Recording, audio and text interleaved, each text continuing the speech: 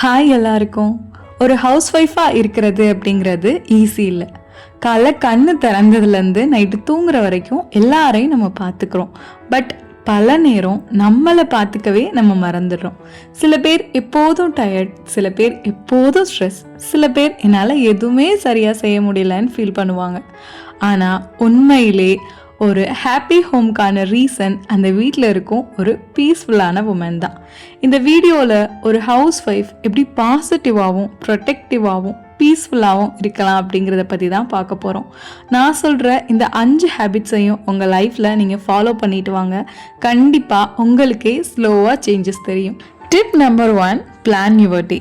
நிறைய வீட்டில் ஸ்ட்ரெஸ் வர்றதுக்கு காரணமே பிளானிங் இல்லாததான். காலைல எந்திரிச்சோன்னே இப்போ என்ன செய்யலாம், அடுத்து என்ன சமைக்கலான்னு யோசிக்கும் போதே கன்ஃபியூஷன் ஆரம்பிச்சிடும். அதனால எப்பயுமே ஃபஸ்ட்டு ஹேபிட்டாக டெய்லி பிளான் பண்ணுங்கள். ஒரு சின்ன நோட் புக் எடுத்துக்கோங்க, அதில் எழுதுங்க.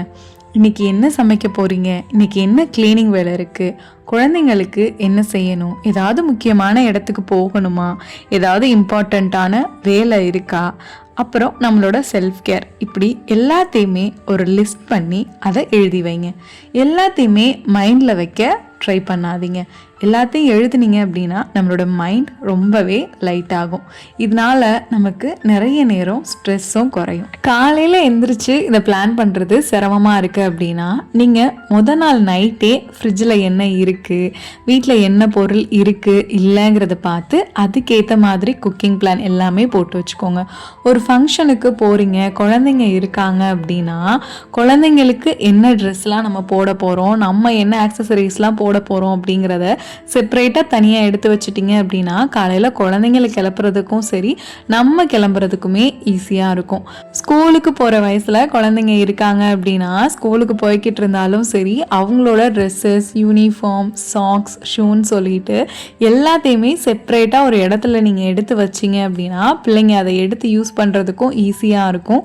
நமக்கும் பல நேரம் வேலையும் குறையும், அவங்களும் இண்டிபெண்ட்டாக ஆயிடுவாங்க. ஸோ அந்த மாதிரி அரேஞ்ச் பண்ண ட்ரை பண்ணுங்க.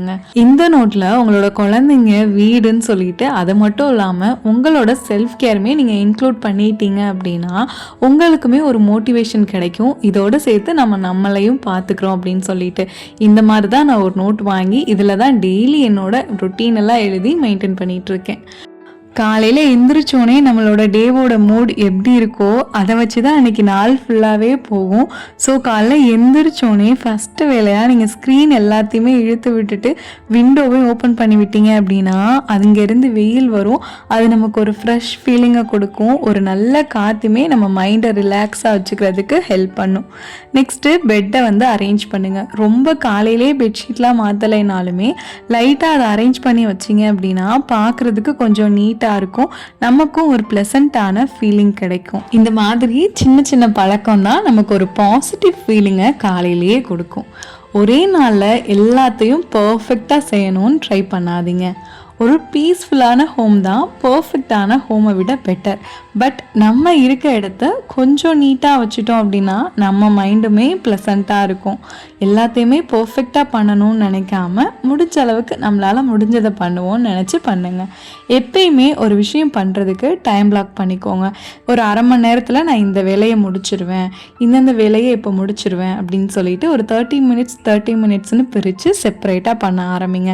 காலையில் சமைக்கிறதும் குழந்தைங்கள பார்த்துக்கிறதும், மதியம் க்ளீன் பண்ணுறது, ரெஸ்ட் டைம், இந்த மாதிரி ஈவினிங் ஃபேமிலி டைம், குழந்தைங்களோட கொஞ்சம் நேரம் விளையாடுறது, நைட்டு நமக்கான செல்ஃப் கேர், பிளானிங் அப்படின்னு சொல்லிட்டு இந்த நாளை ஃபுல்லாகவே இந்த மாதிரி நீங்கள் பிரிச்சுட்டீங்க அப்படின்னா அது உங்களுக்கு ரொம்பவே ஹெல்ப்ஃபுல்லாக இருக்கும்.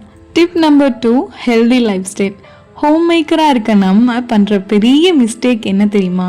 எல்லாருக்கும் ஹெல்த்தியான ஃபுட்டை பார்த்து கொடுப்போம், ஆனால் நம்ம சாப்பிடவே மாட்டோம். காலைல எந்திரிச்சோடனே சும்மா ஒரு கப் டீயை குடிச்சிட்டு காலை ஃபுல்லாக ஓட்டுறது, மதியம் சமைச்சு முடித்ததுக்கப்புறம் சாப்பிட்றது. ஆனால் ஒன்று ஞாபகம் வச்சுக்கோங்க, நம்ம ஹெல்த்தியாக இருந்தால் மட்டும்தான் நம்ம ஃபேமிலியுமே நல்லாயிருக்கும். அதனால் காலைல எந்திரிச்சோடனே நிறைய தண்ணி குடிங்க. நமக்கு ஒரு சில நேரம் பயங்கரமாக டயர்டாக இருக்கும், நமக்கே தெரியாது எதனால டயர்டாக இருக்குன்னு. அதுக்கு டீஹைட்ரேஷனும் ஒரு காரணமாக இருக்கலாம். எப்பயுமே 2 வாட்டர் கேன் வச்சுக்கோங்க, 2லையும் தண்ணி ஃபில் பண்ணி வச்சுக்கோங்க. ஒன்று தீந்து போனோன்னே இன்னொன்று கண்ணுக்கு எதிர வச்சிங்க அப்படின்னா எடுத்து எடுத்து குடிச்சிக்கலாம். அடிக்கடி மோர் அடித்து குடிங்க. எப்படி வீட்டில் உள்ளவங்கள பார்த்துக்கிறீங்களோ அதே மாதிரி உங்களையும் பார்த்துக்கோங்க. நிறைய பேர் பிரேக்ஃபாஸ்ட்டை ஸ்கிப் பண்ணுறாங்க. அந்த மாதிரி பண்ணோம் அப்படின்னா கண்டிப்பாக நம்ம உடம்பு தான் கெட்டு போகும். நம்மளால் சிம்பிளாக செய்கிற மாதிரி கம்பு கூழ், ராகி கூழ், ஒரே ஒரு அவிச்ச முட்டை, இந்த மாதிரி உங்களால் என்னெல்லாம் பிரேக்ஃபாஸ்ட் சிம்பிளாக எடுத்துக்க முடியுமோ அதெல்லாம் எடுத்துட்டிங்க அப்படின்னா உங்களோட பாடியுமே ரொம்ப ஸ்ட்ராங்காக இருக்கும். அதனால் உங்களால் குழந்தைங்களையும் ஃபேமிலியுமே நல்லா கவனிச்சிக்க முடியும். இது சரியா தப்பான்னு எனக்கு தெரியல.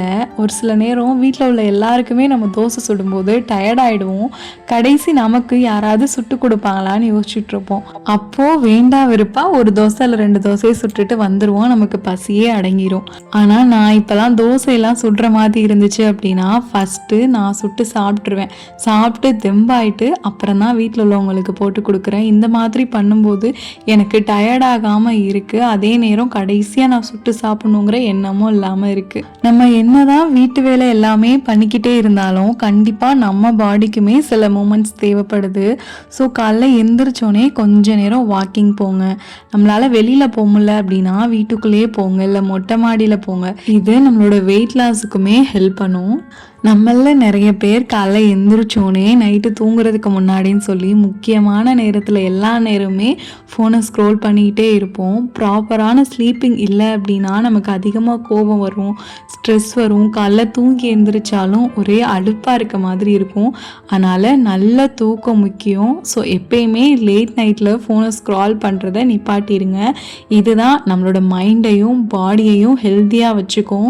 ஜஸ்ட் 5 நிமிஷம்னு சொல்லி ஃபோனை தொட ஆரம்பித்தோம் அப்படின்னா அதை அப்படியே ஸ்க்ரோல் பண்ண நமக்கே தெரியாமல் ஏகப்பட்ட வீடியோஸை நம்ம பார்த்துக்கிட்டே இருப்போம். இதை பார்த்து நம்மளோட குழந்தைங்களுமே இதுக்கு அடிக்ட் ஆகிடுவாங்க. Tip number 3, organised home. நமக்கு ஹோம் ரொம்ப கசகசன்னு இருந்துச்சு அப்படின்னா நம்ம மைண்டுமே அப்படி தான் இருக்கும். வீடு கொஞ்சம் நீட்டாக க்ளீனாக இருந்தால் நம்மளோட மனசுமே ரொம்ப அமைதியாக இருக்க மாதிரி இருக்கும். ஆனால் ஒரு மிஸ்டேக், நிறைய பேர் பர்ஃபெக்டாக இருக்கணும், எல்லாமே பர்ஃபெக்டாக இருக்கணும்னு எதிர்பார்ப்பாங்க. பர்ஃபெக்ஷனை எதிர்பார்க்காதீங்க. பர்ஃபெக்டாக இருக்கிறது அப்படிங்கிறது ரொம்பவே இம்பாசிபிள்.